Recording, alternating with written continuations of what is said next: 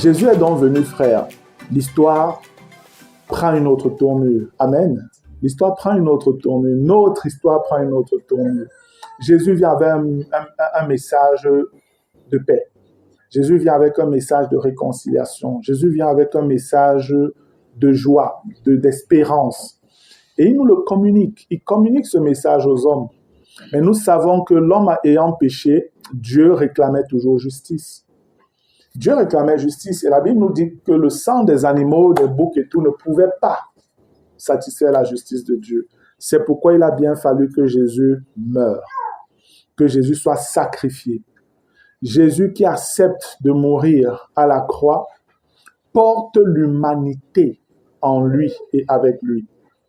Quand Jésus meurt sur la croix, ce n'est pas seulement Jésus qui est mort. Écoutez très bien, c'est important et c'est parce que ce que je suis en train de dire maintenant va aider pour la compréhension de la nouvelle naissance plus tard. Quand Jésus meurt sur la croix, Jésus amène l'humanité entière avec lui, il y a plus de 2000 ans. Il accomplit une œuvre parfaite qui satisfait la justice du Père. Et Jésus, mourant, une chose grave s'est produite en réalité. Parce que Dieu étant juste, nous avons vu au début que le salaire du péché, c'est la mort. Amen. Mais comment un juste, celui qui n'a jamais péché, peut mourir? Voilà en fait le piège dans lequel Satan et tout son royaume-là, ils sont tombés. Voilà où ils sont tombés.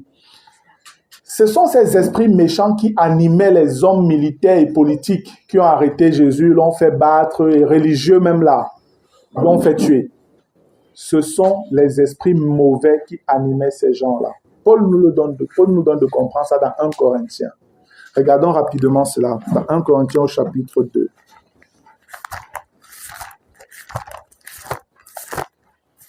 1 Corinthiens au chapitre 2, il est écrit: « Pour moi, frère, lorsque je suis allé chez vous, ce n'est pas avec une supériorité de langage ou de sagesse, verset 1, que je suis allé vous annoncer le témoignage de Dieu. 2. Car je n'ai pas eu la pensée de savoir parmi vous autre chose que Jésus-Christ et Jésus-Christ crucifié. Moi-même, j'étais auprès de vous dans un état de faiblesse, de crainte et de grand tremblement. Et ma parole et ma prédication ne reposaient pas sur les discours persuasifs de la sagesse, mais sur une démonstration d'esprit et de puissance. Alléluia. Afin que votre foi soit fondée non sur la sagesse des hommes, mais sur la puissance de Dieu. » Écoutez ce qu'il dit à partir du verset 6. « Cependant, c'est une sagesse que nous prêchons parmi les parfaits. » Donc parmi les parfaits, c'est les chrétiens.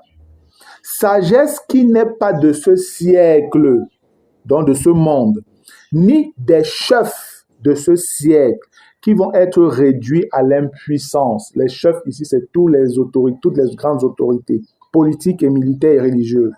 Après, il dit au verset 7, « Nous prêchons la sagesse de Dieu, mystérieuse et cachée, que Dieu avait, avant les siècles, avait prédestinée pour notre gloire. » Verset 8, « Sagesse qu'aucun des chefs de ce siècle n'a connue, car s'il l'avait connue, il n'aurait pas crucifié le Seigneur de gloire. » Alléluia.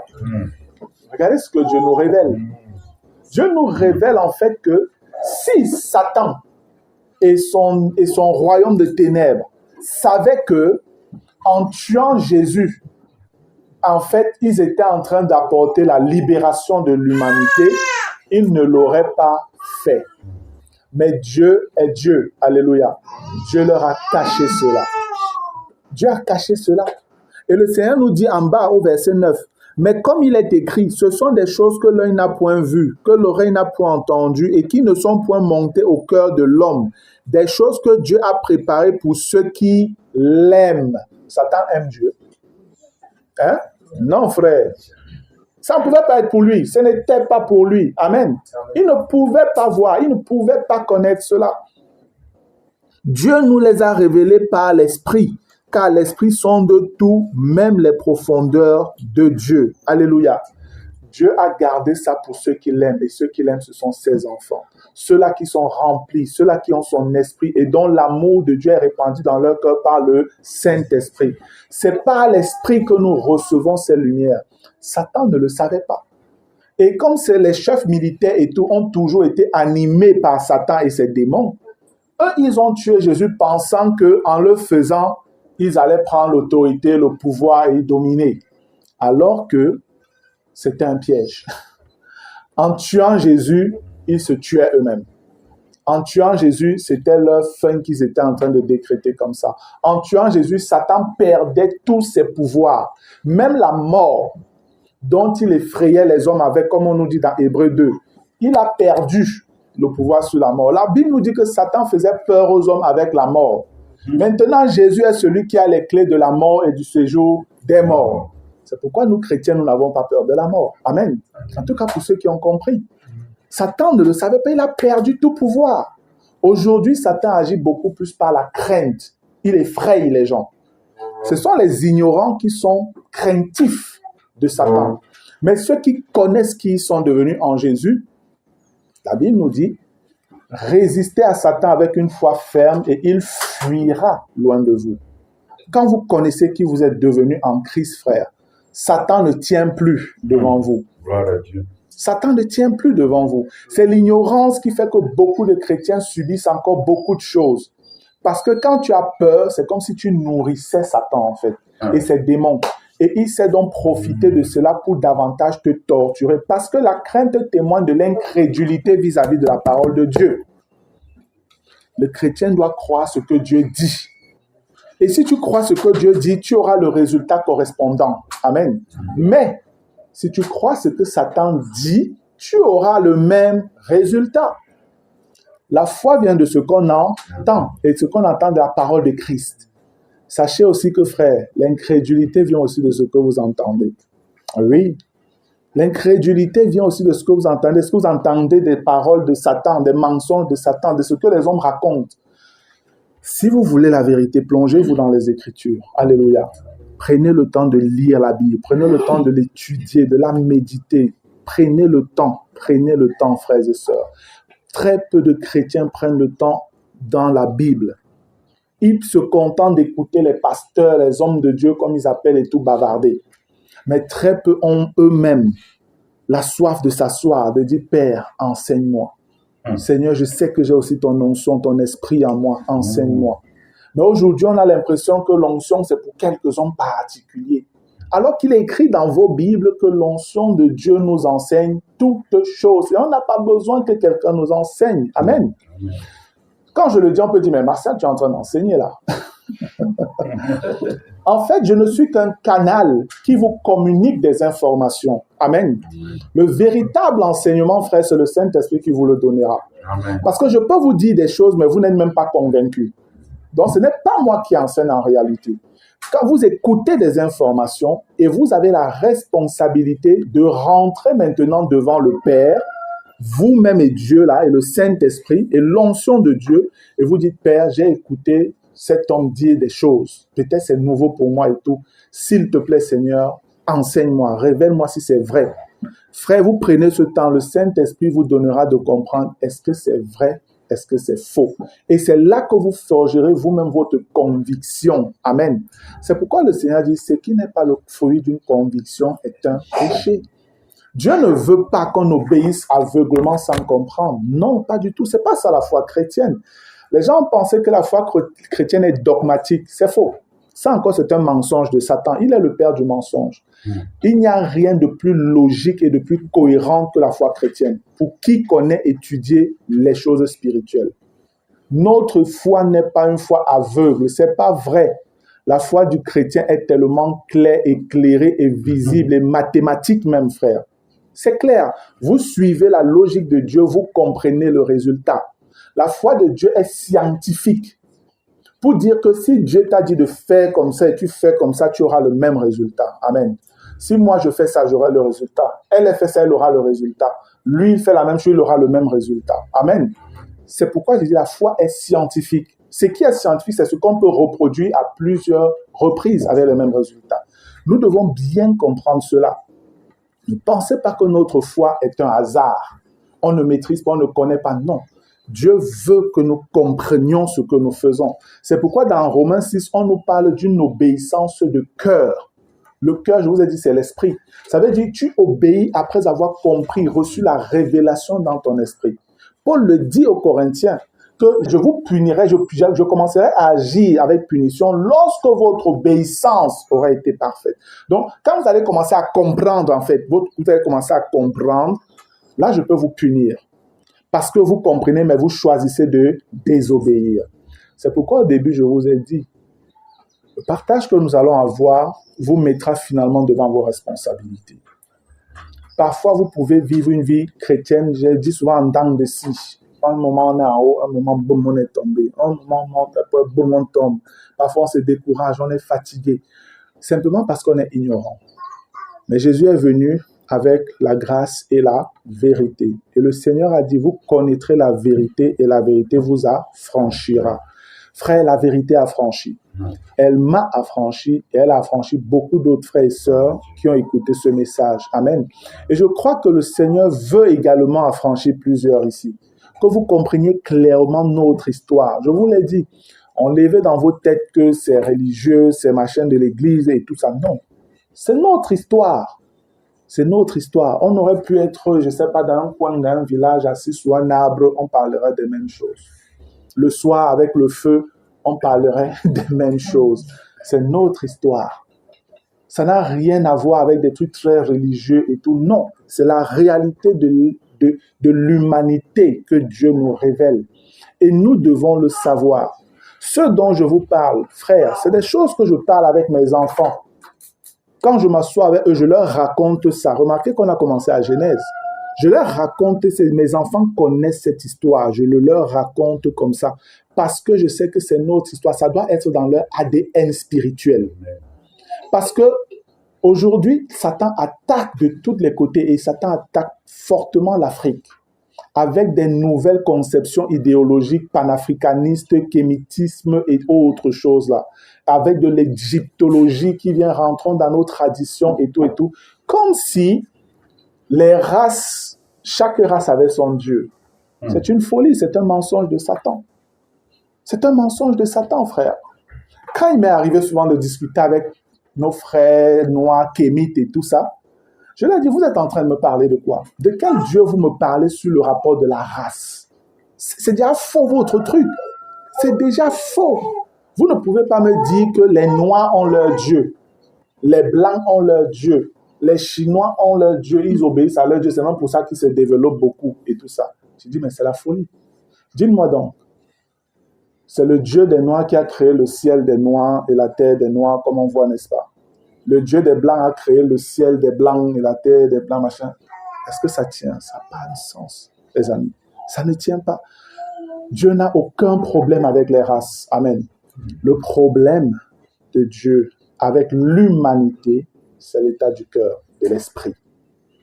Parce que autant on trouve les Blancs méchants, autant on trouve les Noirs méchants.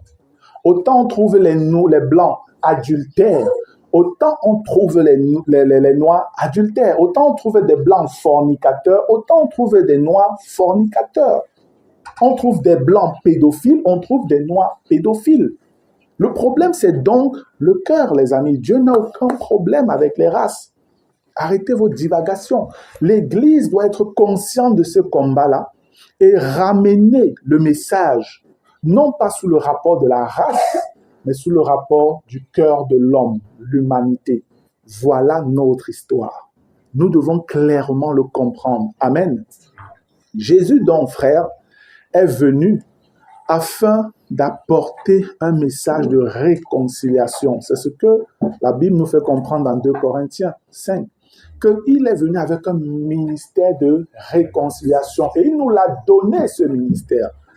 C'est pourquoi l'Église n'entre pas dans des clivages, des bagarres, de races, de machins politiques. Non, l'Église n'a pas le temps pour ça.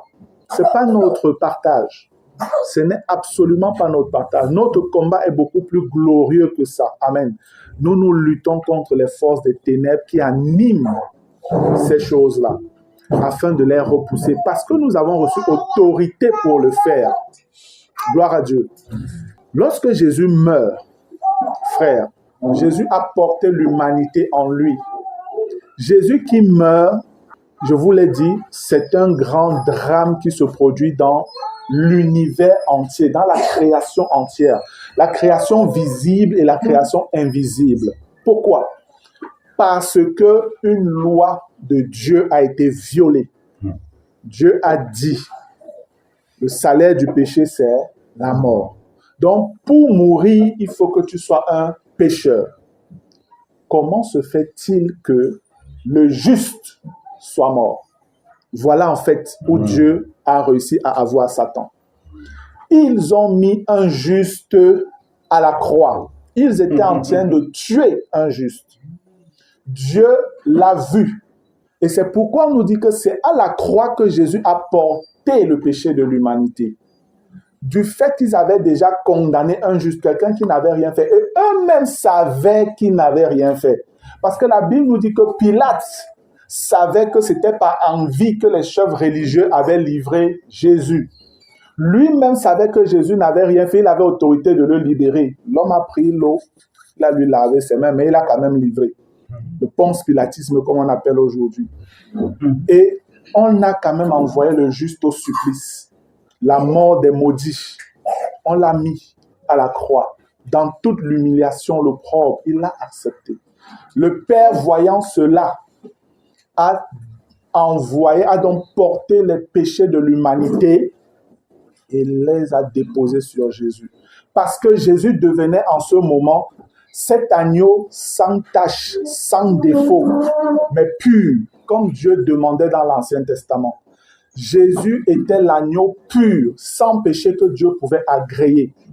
Mais cet agneau, le Seigneur, le Père a profité et a mis les péchés de l'humanité sur lui, afin que portant donc cette puissance de péché, de mort et l'humanité entière, il meurt, il entraîne l'humanité pécheresse dans sa mort. C'est pour ça que Romains 6, quand on va l'étudier, je vous expliquerai bien ce que je suis en train de dire. Je vous ai dit, je parcours rapidement comme ça. On reviendra dessus avec Romains 6. Romains 6 nous explique très bien cela.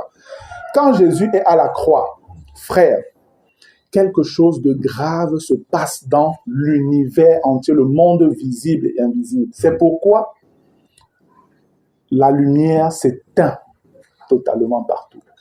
Il ne fait jamais nuit en même temps partout sur la terre. Nous sommes d'accord, n'est-ce pas? Parfois, il fait nuit ici pendant qu'il fait jour aux États-Unis selon le fuseau horaire. Mais on nous précise clairement qu'à la mort de Jésus, les ténèbres se sont répandues sur toute la terre. En fait, c'est ça qui témoignait du cataclysme cosmique qu'il y a eu avec la mort de Jésus. Ça montrait que Dieu était entré dans un courroux. Mais qu'est-ce qui s'est passé pour que vous tuez un juste? Et il y a un psaume merveilleux qui décrit en fait le combat que le Père a mené par rapport à la mort de son fils, le psaume 18. Lorsque vous lisez, vous étudiez bien ce psaume, on vous fait voir le combat que Dieu le Père a mené pour sauver son fils de l'état où il était acculé pendant qu'il était à la croix. Tout ça, c'est le Père qui est venu lui-même combattre le Fils. Mais certains pensent que le Père peut-être n'était plus là, il avait abandonné le Fils et tout. C'est vrai, le Fils dit, Eli, Eli, lama sabachthani, mon Dieu, pourquoi m'as-tu abandonné? Ça, en fait, ce cri que Jésus pousse est le cri des perdus, est le cri des personnes qui n'ont plus d'espérance. Mais avec Jésus, ce cri, en fait, nous, chrétiens, nous n'avons plus à le pousser. Amen. Dans 2 Corinthiens, ça on nous fait comprendre que Dieu était en Christ, en train de réconcilier le monde avec lui. Avec lui-même, frère. Donc, il faut bien comprendre les mystères qui se sont passés pendant ce temps-là. Le Père était en accord avec le Fils dans ce qui était en train de se passer, puisque la mission du Fils était la mission du Père. C'était le dessein du Père qui était en train de s'accomplir. Le Père est celui qui était l'auteur du plan du salut. C'est le Père qui a rédigé le plan du salut. Et il a dit, qui va aller sauver ces hommes? La Bible nous dit dans Apocalypse que tout le monde a fui. Tout le monde a fui, personne. Jésus a dit, moi, je viens, je pars. Ce qui est écrit là, c'est pour moi. Et le Seigneur a accepté de venir mourir pour nous. Alléluia. Et c'est en cela que Jésus est digne de recevoir la louange, la gloire, l'adoration, l'exaltation, toute notre reconnaissance, frère. Alléluia. C'est pourquoi il est le seul digne d'être adoré. Oui, frère, nous devons comprendre la portée de l'œuvre que Christ a accomplie à la croix. Et regardez quelle grande œuvre Jésus a accomplie. Jésus ne l'a pas accompli pour que, mon frère, ma sœur, tu continues à demeurer dans ton péché. Est-ce que vous comprenez ça? Jésus n'a pas accompli cette grande œuvre au prix de son sacrifice pour que, mon frère, ma soeur, tu demeures dans la fornication, dans l'adultère, dans la pornographie et toute la massoire, tous ces péchés, dans le mensonge, dans l'escroquerie, dans le vol, dans toutes ces choses-là, l'infidélité. Jésus n'est pas mort à la croix pour que tu sois un mari irresponsable, pour que tu sois une femme insoumise et rebelle. Non! Il est mort justement afin que tu sois un modèle désormais. Alléluia. Jésus est mort afin que dans ton incapacité d'avant, tu puisses avoir la capacité aujourd'hui de marcher comme Jésus lui-même marcherait au vu des positions que tu occupes. Ça veut dire que si tu es un mari, imagine-toi comment Jésus serait un mari et tu dois être le mari là.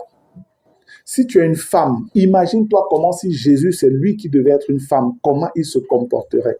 Si tu es un enfant, imagine-toi comment Jésus en tant qu'enfant se serait comporté et tu dois être cet enfant. Ça, c'est ce que Dieu attend de nous, frères. Si tu es un employeur, comment Jésus, employeur, se comporterait envers ses employés? Tu dois agir de cette manière. Si tu es un employé, comment Jésus, employé, se comporterait dans son service pour le bien de son entreprise?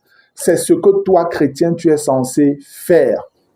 Voilà ce que Jésus attend. Quand il vous dit, soyez donc parfaits comme votre Père Céleste est parfait. Jésus n'est pas en train de dire les choses en l'air. Il est sérieux, frère.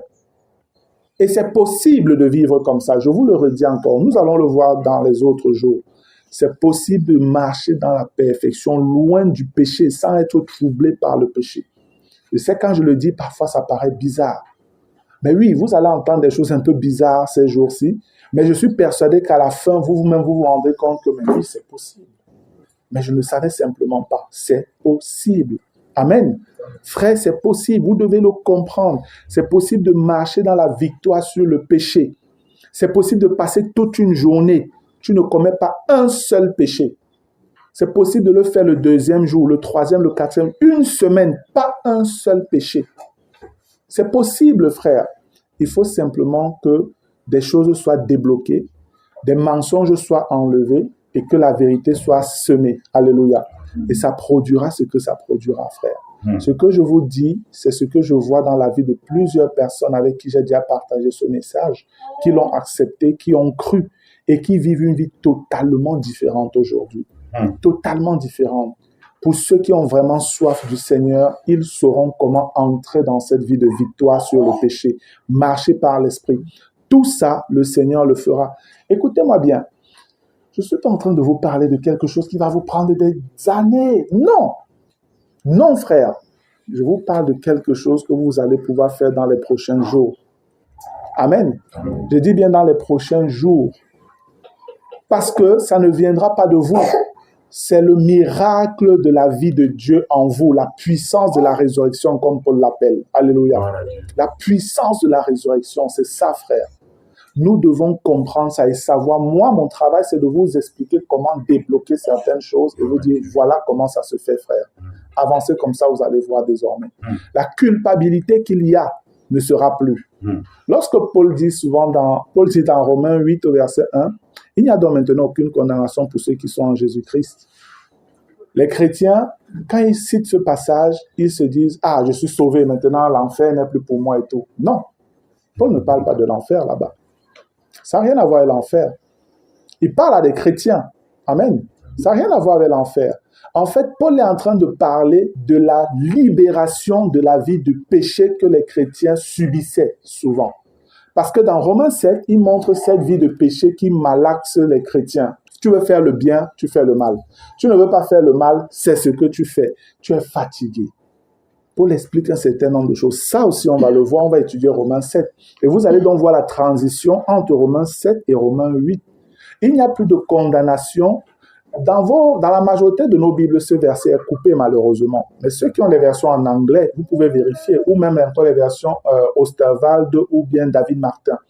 Vous verrez que le passage là dit clairement, il n'y a donc maintenant aucune condamnation pour ceux qui marchent non selon la chair, mais selon l'esprit. Amen. Parce que là, en fait, Paul, dans Romains 7, à la fin de Romains 7, découvre la révélation que, mais attends, toute la bagarre que je mène, c'est parce que je n'ai pas compris que Christ a tout accompli déjà. Moi, je voulais encore faire les choses par mes propres forces et c'est pourquoi la loi venait m'assommer. Alors que je dois marcher dans la grâce par l'esprit. Et là, il dit, grâce soit rendue à Dieu par Jésus-Christ. Alléluia. Il a compris. Et c'est pourquoi il dit par la suite, il n'y a donc maintenant aucune condamnation pour ceux qui marchent en Jésus-Christ, non selon la chair, mais selon l'esprit. Et après, il dit plus bas, parce que la loi de l'esprit de vie en Jésus-Christ m'a affranchi de la loi du péché et de la mort. Alléluia. Deux lois s'affrontent dans cette histoire. Nous verrons les deux lois. On va le voir. Nous verrons les deux lois. Et quand tu comprendras clairement ces choses-là, frère, je vous dis, votre vie chrétienne prendra un autre tournant. Vous serez content d'être chrétien et de mener cette vie de chrétien-là. Ça ne sera plus lourd. Où tu marches, tu sais que j'ai encore péché, j'ai encore fait ça, je me suis encore disputé avec mon mari, je me suis disputé encore avec ma femme, voilà, les enfants ont encore fait ceci, machin. Non. Plus de condamnation, plus de culpabilité. Alléluia. Pas parce que tu refuses, mais parce que tu vis la réalité de Christ désormais. Amen. Parce que tu vis la réalité de Christ. Jésus donc, mort. Le juste est mort. C'est pas possible. Satan a perdu son combat. Parce que le juste ne devait pas mourir. Dieu s'est levé, a combattu pour son Fils. Et c'est comme ça que Jésus est ressuscité. Certains, parce qu'il y a des versions qui sont parfois mal traduites et tout, disent que Jésus allait en enfer et tout machin. Jésus n'est pas allé en enfer quand il est mort. Pas du tout. Jésus n'est même pas allé prêcher en enfer comme certaines versions disent. Peut-être on va aussi toucher ça, vous comprendrez. Jésus dit clairement au brigand qui est avec lui, « Aujourd'hui même, tu seras avec moi au paradis. » Il n'a pas dit en enfer. Il n'a pas dit en enfer. Au paradis. Et on verra donc pourquoi il y a cette mauvaise interprétation, traduction qui est faite dans certaines versions bibliques. Et on verra ce que le Seigneur dit exactement. Donc Jésus, mort et ressuscité, devient une nouvelle personne dans sa nouvelle nature. Alléluia. Et la Bible nous fait comprendre qu'au travers de la mort et de la résurrection de Jésus, c'est ainsi que la nouvelle naissance donc est clairement expliquée aux êtres humains, particulièrement aux chrétiens que nous sommes. Mais vous devez comprendre que la question de la nouvelle naissance n'est pas une chose qui vient avec Jésus lorsqu'il arrive sur la terre. Parce que beaucoup de chrétiens pensent qu'on commence à naître de nouveau sous la grâce quand Jésus est arrivé. Ce n'est pas vrai. Ça montre simplement que les gens n'ont même pas compris la constitution de l'être humain. Esprit, âme et corps. C'est pourquoi je vous ai expliqué un certain nombre de choses au début. On aura l'occasion de revenir dessus. Soyons juste un peu patients. Amen. La nouvelle naissance commence dès la Genèse. Abel était né de nouveau. Amen. Abel était né de nouveau. La Bible l'appelle juste. Abel était né de nouveau, frère. C'était un homme de foi. Quelqu'un comme Abraham. Abraham était né de nouveau. Quelqu'un comme Lot était né de nouveau. Lot était né de nouveau. David, tous ces gens, ils étaient nés de nouveau. Les Moïse étaient nés de nouveau. Les Jérémie, les prophètes, ils étaient nés de nouveau. Les disciples de Jésus, avant que Jésus ne meure, étaient nés de nouveau. Parce qu'il faut comprendre, quand on parle de nouvelle naissance, il est question de quoi en réalité? La nouvelle naissance, c'est simplement la création d'un être nouveau, commençant par la partie profonde de l'être humain qu'est son esprit. Notre esprit de naissance charnelle, donc de notre père et de notre mère, est dans la mort, séparé de Dieu. Cet esprit-là est souillé et ne peut pas entrer au ciel. Ce n'est pas possible. Pour qu'un esprit puisse entrer au ciel, il faut qu'il soit né de nouveau. Il faut qu'il soit né de nouveau. Et quand vous regardez Adam, pécheur, image, ressemblance de Satan après le péché, descendance, pareil. Mais quand vous regardez dans le cours de l'histoire, on vous fait quand même comprendre que quelqu'un comme Enoch a été enlevé. Il est allé au ciel. Si Enoch n'était pas né de nouveau, il fait comment pour entrer au ciel? Avec quel esprit? Un esprit corrompu? Non, ce n'est pas possible. Il ne peut pas supporter. Un esprit corrompu ne peut pas supporter la présence glorieuse de Dieu. Ce n'est pas possible. Enoch était né de nouveau. La nouvelle naissance a commencé dès avant même l'Ancien Testament, en parlant de Moïse. Ça a commencé dès la Genèse avec Abel. Et quand on parle de nouvelle naissance, il est simplement question de la création d'un esprit nouveau que Dieu te donne. Un esprit qui désormais peut adorer Dieu en esprit et en vérité. Oui, c'est ça la nouvelle naissance. Le mauvais esprit ou l'esprit déchu est tué. C'est ce que la Bible appelle aussi le vieil homme. On aura l'occasion de voir ça. Mais je veux déjà que vous commenciez un peu à réfléchir sur ce que je dis. Parce que je sais que ça a souvent fait résistance dans l'esprit des enfants de Dieu quand je parle de ça. Les enfants de Dieu, on leur a enseigné que non, on commence à naître de nouveau avec Jésus. Jésus est venu vous parler, vous révéler des choses sur la nouvelle naissance. Jésus n'est pas venu vous dire que la nouvelle naissance a commencé avec lui. Et ce que Jésus nous révèle, c'est simplement l'application d'Ézéchiel 36. Quand Jésus dit à Nicodème, par exemple, « Tu es le docteur d'Israël et tu ne sais pas ces choses. » Mais comment Nicodème aurait su ces choses? Si Jésus le dit, c'est parce que Nicodème avait la possibilité de connaître ces choses. Pourquoi? Parce que c'était écrit dans les prophètes. Et Nicodème était docteur de la loi.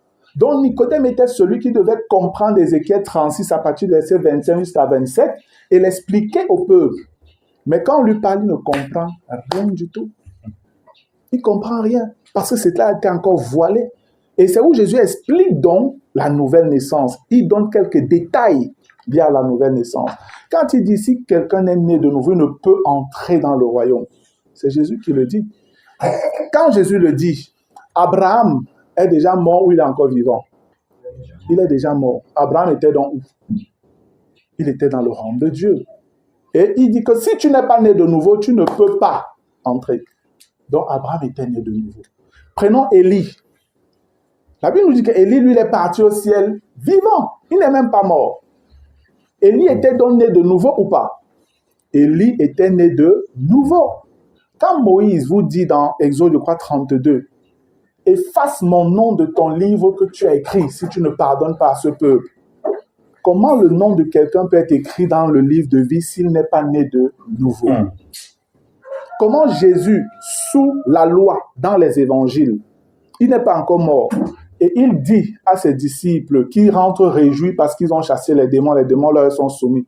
Ne vous réjouissez pas parce que les démons vous sont soumis, mais réjouissez-vous parce que vos noms sont inscrits dans les cieux.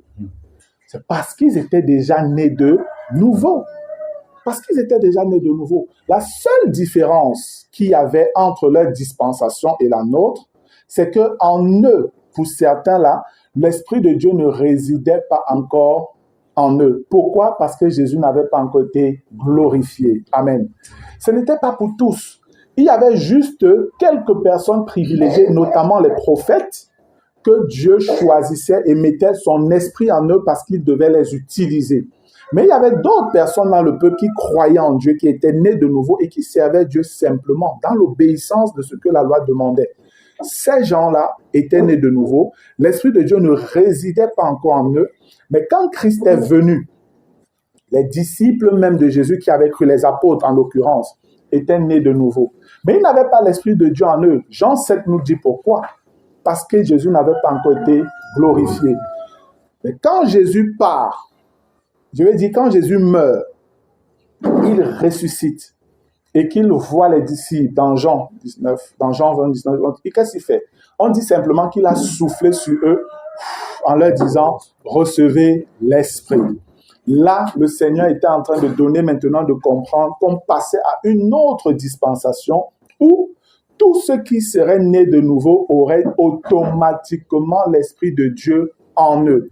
Et c'est pourquoi Romains 8 nous fait comprendre que si quelqu'un n'a pas l'Esprit de Christ, il ne lui appartient pas. Amen. Donc, il faut bien comprendre ces choses-là, frère. Chaque chose est importante parce que mal comprendre ces choses ne pourra pas permettre que vous compreniez bien ce qu'on verra par la suite. C'est pourquoi je vous ai dit, on ne va pas simplement étudier Romains 5, 6, 7, 8, on passe comme ça. Non. Parce qu'il n'est pas question simplement de transmettre rapidement des connaissances, mais il est question de se rassurer que vous avez bien intégré les connaissances qui vous sont transmises afin de pouvoir les mettre en pratique. Parce que c'est ça le but. Image et ressemblance. Amen. Image et ressemblance, les deux vont ensemble. Vous ne pouvez pas dire que vous êtes à l'image de Dieu, mais votre vie, c'est autre chose. La ressemblance n'y est pas. Vous devez faire attention. Alléluia. Nous devons veiller à mettre en pratique ce que nous apprenons. L'image est là à l'intérieur, oui, mais l'image n'a de véritable valeur que lorsque elle est manifestée à l'extérieur. Alléluia. Dieu aurait pu rester dans son image parfaite, clairement là-bas au ciel, sans nous donner un modèle. Mais il a manifesté sa personne au travers de son Fils. Jésus est venu nous faire voir Dieu. Alléluia. Jésus meurt. Jésus ressuscite. Frère, le chemin du salut est ouvert maintenant clairement pour l'humanité. Parce que les hommes, avant la mort de Jésus, étaient sauvés, mais ils étaient sauvés à crédit. Disons ça comme ça. Parce que ce n'est pas le sang des boucs et des animaux qui devait les sauver. Ce n'était pas possible. Mais Dieu avait dit, ceux qui ont la foi, pour que vous soyez pardonnés et tout, c'est le sang des animaux que vous allez utiliser. J'ai pris l'exemple tout à l'heure avec le porc, n'est-ce pas? Dieu, lui, à cette époque, il avait dit, c'est le sang des boucs, des agneaux, des pigeons et tout là que vous allez tuer. C'est ça qui va me permettre de vous pardonner. Et il y en a qui croyaient et qui le faisaient tout simplement. Mais il y en a qui ne croyaient pas aussi. Comme le serpent d'airain. Les gens meurent, faites le serpent d'airain. Le Seigneur dit, c'est ceux qui vont regarder le serpent là qui vont vivre. Si tu penses que, dis donc, un bois, un machin, ça va me faire quoi? Tu vas mourir. Tu vas mourir. Dieu a dit que c'est quand tu regardes que tu vis. Et la Bible nous fait comprendre que le serpent d'airain était une image de Christ. Dans Jean 3, 16, Jean 3, verset 14, 15, 16, Jésus nous rappelle cela. Que de la même manière que le serpent d'airain a été élevé par Moïse dans le désert, c'est comme ça que le Fils de l'homme aussi sera élevé. Il attirera les hommes à lui. Nous devons comprendre ces images. C'est le Nouveau Testament qui nous permet de mieux comprendre l'Ancien Testament. Alléluia. Nous devons clairement le comprendre. Jésus qui est ressuscité, frère, donne maintenant toute l'opportunité aux hommes de connaître Dieu d'une manière intime et directe, avec lui seul pour médiateur entre Dieu et les hommes. Ce n'est pas un homme qui doit être un médiateur entre toi et Dieu. Si oui, l'homme Jésus, alléluia, Jésus-Christ homme, c'est pas Martial, c'est pas n'importe quel autre pasteur ou homme de Dieu, quelle que soit l'onction qu'il vous dit qu'il a. Même s'il ressuscite les gens qui ont fait 1 an dans la tombe, frère, il n'est pas qualifié. Amen. Il n'est pas qualifié pour dire qu'il va il est le médiateur. C'est comme ça qu'on entre dans des sectes aujourd'hui et les chrétiens restent dans leur état de faiblesse et de paresse. Au lieu de chercher le Seigneur eux-mêmes, ils attendent toujours que c'est les hommes de Dieu qui viennent prier, qui viennent donner toutes les solutions, qui viennent tout faire et tout. Et eux, ils veulent rester là tranquilles. Non, frère, Dieu ne veut pas ça. Dieu veut que tu sois un instrument utile pour qu'il puisse t'utiliser pour la gloire de son nom et de son Fils. Alléluia. Que toi, à ton tour, tu puisses être utile entre ses mains et utile pour d'autres personnes. Et chacun de nous est appelé à cela. Il n'y a pas de chouchou avec Dieu. C'est seulement ceux qui le cherchent d'un cœur sincère, dévoué. Alors à cela, le Seigneur se révèle. Amen. Le Seigneur se révèle. Toi qui étais un pécheur pourri, plongé vraiment dans l'immoralité, dans tout le péché qu'on peut imaginer, si tu crois au message du salut, à l'offre de grâce que Dieu t'offre, que Dieu te donne, si tu l'acceptes, il te sort de cette boue, comme la Bible nous dit dans Colossiens, il te transporte du royaume de ténèbres pour le royaume de lumière. Alléluia. Et tu deviens une personne nouvelle. Et cette personne nouvelle, Dieu veut qu'elle continue à briller à la gloire du monde, à la gloire de Dieu dans le monde. Amen. Le Seigneur veut que tu brilles dans ce monde-là et que le monde voit que tu es réellement une lumière. Voilà où le Père nous conduit, frère. Et le message que nous apportons vers vous, partager avec vous, ce n'est pas quelque chose de nouveau. C'est le message que les apôtres et prophètes de Jésus ont annoncé. Mais très peu l'ont compris, très peu l'enseignent aujourd'hui. On enseigne beaucoup d'autres choses qui ne participent pas à nous édifier à la statue parfaite de Christ. Alors que l'apôtre Paul nous fait comprendre dans Éphésiens 4 qu'il y a un seul but réel pour tous les ministères, le perfectionnement des saints. C'est ça. Donc, tous les ministères doivent travailler et avoir pour seul but le perfectionnement des saints.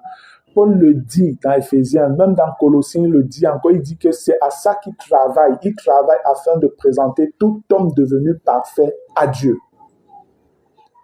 Si donc, dans l'Église, vous avez simplement des gens qui sont là, oui, amen, amen, amen, amen, amen, mais chaque jour sont dans le péché, bagarre entre son mari et femme, rébellion des enfants vis-à-vis des parents, toujours les problèmes, vous passez le temps dans l'Église à résoudre les problèmes de péché, de fond de péché.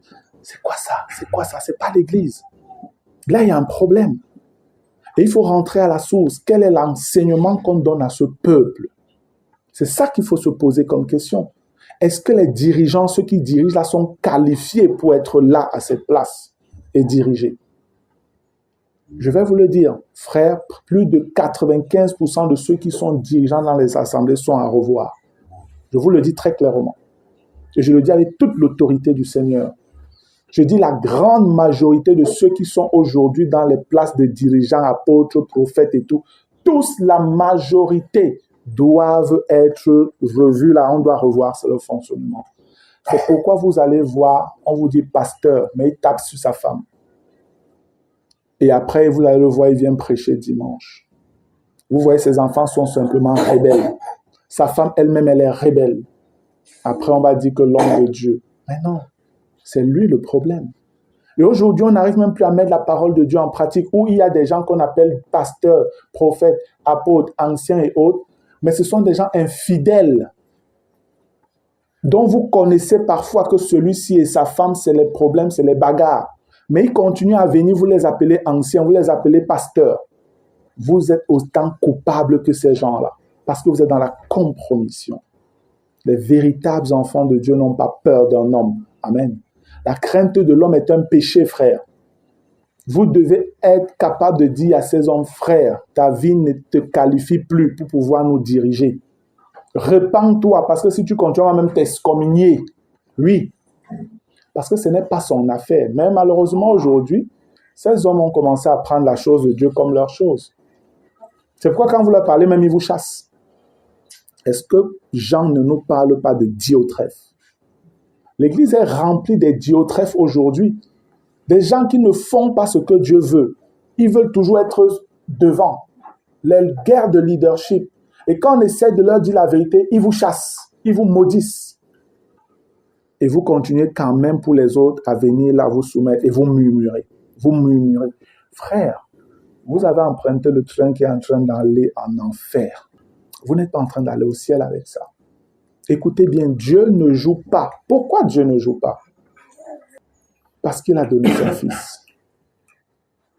J'ai l'habitude de dire aux frères, la plus terrible et la plus mauvaise nouvelle qu'on peut annoncer à un être humain sur cette terre, écoutez bien, la pire des nouvelles qu'on peut t'annoncer, mon frère, ma soeur, sur cette terre-ci, c'est que le Fils de Dieu est mort. C'est la pire des nouvelles qu'on peut t'annoncer. Je veux que vous méditiez sur ce que je vous dis là. Pourquoi il dit ça?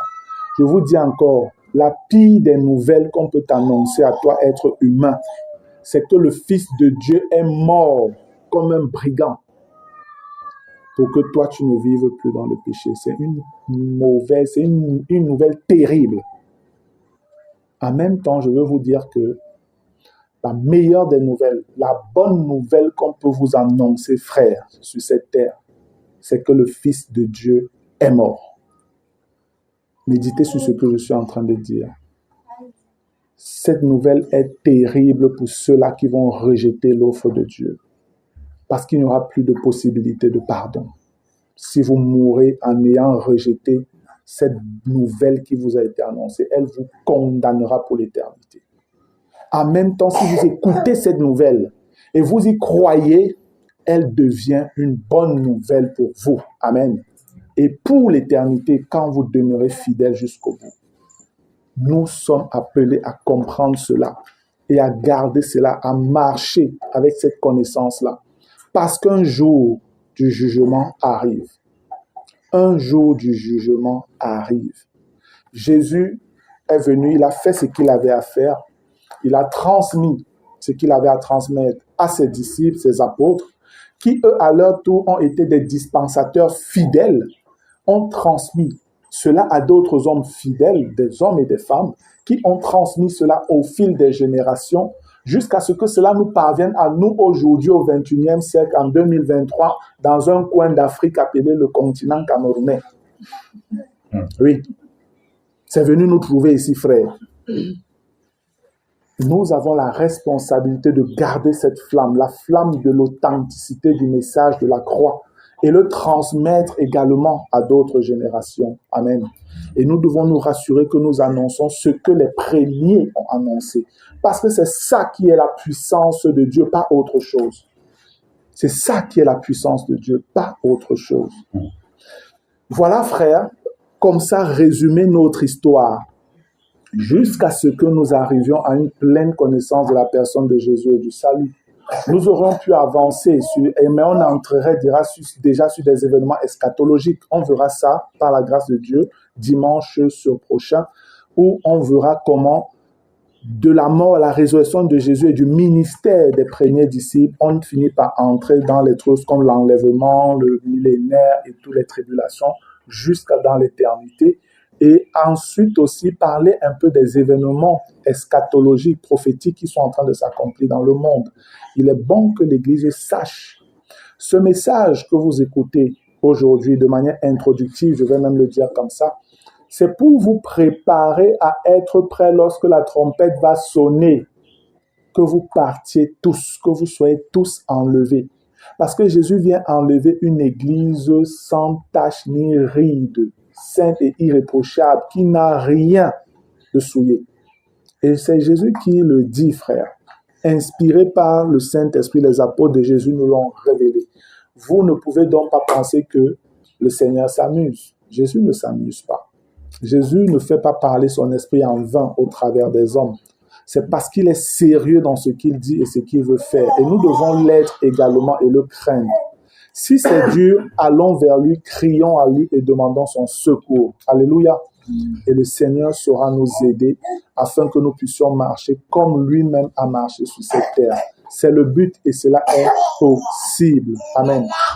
Toi qui es chrétien, tu connais toute la vie que tu as menée avant d'être chrétien. Aujourd'hui, tu es chrétien et tu peux continuer à mener la vie que tu menais avant.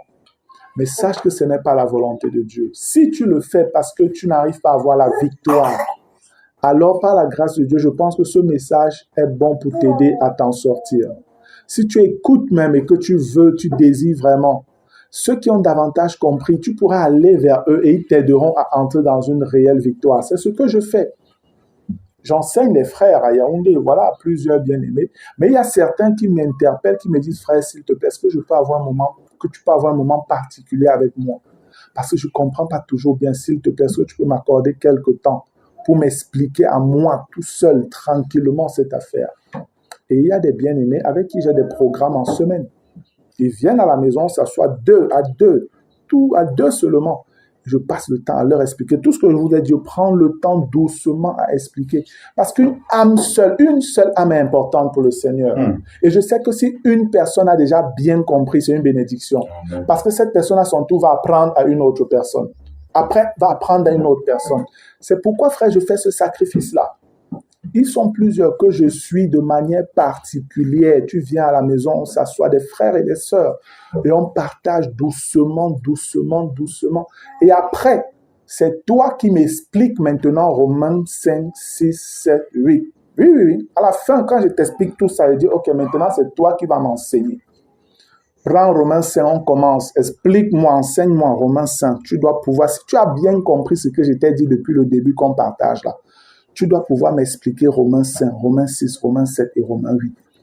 Et c'est comme ça que les frères davantage se familiarisent avec cette réalité et leur vie est transformée. Amen. Gloire à Dieu. Amen. Voilà, frères, ce que je voulais partager avec vous pour ce premier jet. On va prendre un petit moment de pause, peut-être un peu plus d'1 heure 30 par là, et on reviendra pour continuer avec le deuxième point de notre journée. Amen. Je vais prier. Père éternel, je veux te rendre grâce une fois de plus, te dire merci Seigneur parce que tu rends possible ces moments. Reçois toute la gloire, Père, pour tes enfants qui sont là. Merci Seigneur pour la force. Merci Seigneur pour le renouvellement. Malgré la fatigue, Seigneur, du voyage, Seigneur, tu as su me fortifier afin que je puisse communiquer ce que tu voulais que je communique. Ma prière est que ton onction dans tes enfants continue à les enseigner ces choses, Seigneur. J'ai parlé même peut-être avec des faiblesses, mais ton esprit, lui, n'a aucune faiblesse parce qu'il est Dieu éternel. Et je crois qu'il peut parfaitement enseigner ton peuple, chacun de tes enfants. Que l'honneur, la louange et la gloire te reviennent, Papa, au nom puissant et glorieux de Jésus-Christ. Amen. Gloire à Dieu.